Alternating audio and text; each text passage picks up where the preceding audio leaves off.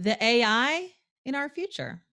I'm Tonya Hall, and joining me is Byron Reese, author and futurist and CEO of Gigaom. Welcome, Byron. Thanks for having me. Absolutely. Give us a brief summary of your background, especially as it relates to artificial intelligence. I've been a tech entrepreneur my whole life. And I noticed along the way that it feels like the story of the internet and computers and all of that is developing to something, a crescendo of some kind. It really is transforming things in a way we never imagined. And I think that's kind of peaking with this technology, artificial intelligence. And so I've been deeply interested and I write about it constantly. So, as we look into the decade of the 2020s, what is the AI you see in the future? What form or application of AI will change the life for the greatest number of people soonest? So one of the problems with the term AI is it's used to mean two different things. And one is a general AI, like what you see in the movies, like the robots and all of that. And that's a technology we don't know how to build. Nobody knows how to build. And if it's possible, it's far away. But the technology we do know how to build, we call narrow AI. And that's where we train a computer to do one thing really well. It can play chess or route you through traffic or whatnot. And that's the technology that is actually going to have a huge impact on the world. Some people think that it's going to cause mass unemployment as computers do more and more things that people have done in the past. But I think this is not true in the least bit. In fact, what's going to happen is the technology is going to create so many things that we can do with it that we're going to have a huge shortage of people to do all of those things. And that may sound counterintuitive, but we've seen it happen before, like with the internet. That wasn't even that long ago. And if 25 years ago, if somebody had told you about the internet and said, what's it going to do to jobs? You would have said, well, it's going to put the stockbrokers and travel agents and newspapers out of business. And you would have been right. You would have been right about everything. But what no one can ever see is all the things it'll create. They didn't see Uber and Etsy and eBay and Amazon and Google and a million new companies. So the reason the technology is sometimes frightening to people is because you can see the things it'll destroy, but we don't have the imagination to be able to see the things it'll create. So then what kind of breakthroughs are needed for AI to become a generalist? Like 5G, more computer power, compute power, better software? I mean, what's needed? For to create general AI? Correct. Well, that is an exceptionally good question. Um, we don't know how to build it, but 95% of people in artificial intelligence believe it can be built. And they believe that because of a simple single belief, and that is that people are machines. So if people are machines, then it stands to reason someday we'll build a mechanical person, and that'll get better and better and better and better. And so while nobody knows how to build it, everybody said, look, if you could build a computer that could do everything your brain could do, it would be like you. The interesting thing is when I put that question on my website, do you believe you're a machine? Only 15% of people say they think they are. And so there's this huge disconnect. So if you don't believe you're a machine, then we'll never build general intelligence because you can't build a machine to do what a person does. If you do believe you're a machine, as 95% of people in AI do, um, they would argue that we're still a breakthrough away.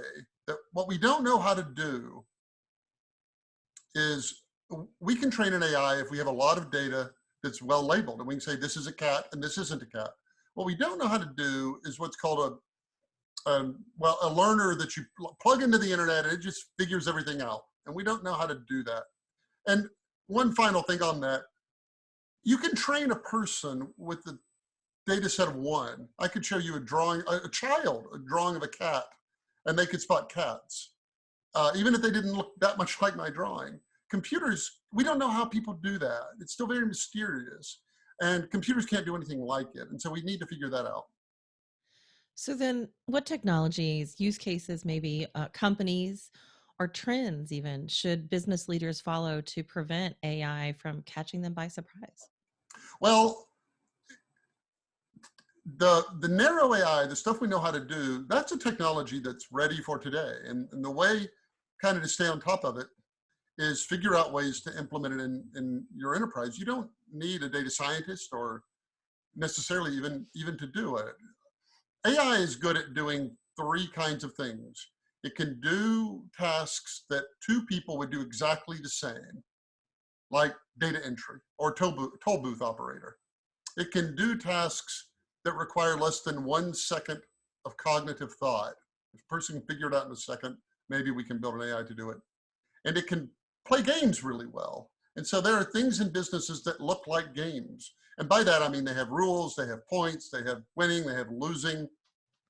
Those are places that, we've seen AI do well in games. And so if you can look around your business and say, what looks like a game? I mean, like, let's say you were an elevator maker and you want an AI to figure out where the elevator should rest on which floor when it's waiting for people. That looks like a game. It costs something to move it, and you don't want people to wait. And so that looks like an AI kind of problem.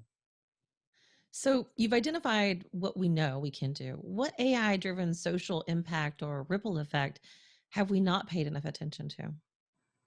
Well, that's kind of the challenge, isn't it? If you had said with the internet, how's it going to change society? You wouldn't have been able to see, the controversy around how people are using Facebook, for instance. It's so far removed. You see, when the new technology comes out, you can only ever see it in terms of the old, what it replaces. So when TV came out, they said it's radio with pictures. When,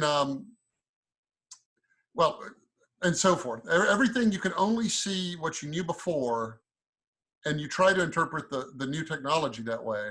And so we're at a stage with AI where we don't have the kind of the mental wherewithal to figure out what could possibly go wrong, because any more than you could have seen what the internet would become. Who would have seen Uber and that, oh, you can sell everything in your attic. I mean, when the internet came out, it was like, oh, it's an online library. See, we saw it as what it replaced.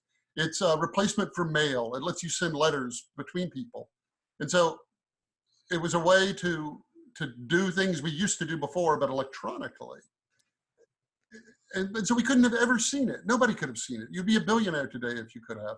And so AI is the same way. I wish it weren't so. Byron Reese, author and futurist and CEO at Gigaom. If somebody wants to connect with you, Byron, maybe they want to check out your podcast or get your copy of your book, how can they do that? I'm the easiest guy in the world to find. I'm Byron Reese on Twitter. I'm byronreese.com. Just type my name into your search engine of choice and you'll have more ways to contact me than you would ever want. Thanks again for joining us, Byron. Thanks for having me. Absolutely. And if you guys want to find more of my interviews, you can do that right here or go to tonyahall.net. Thanks for watching.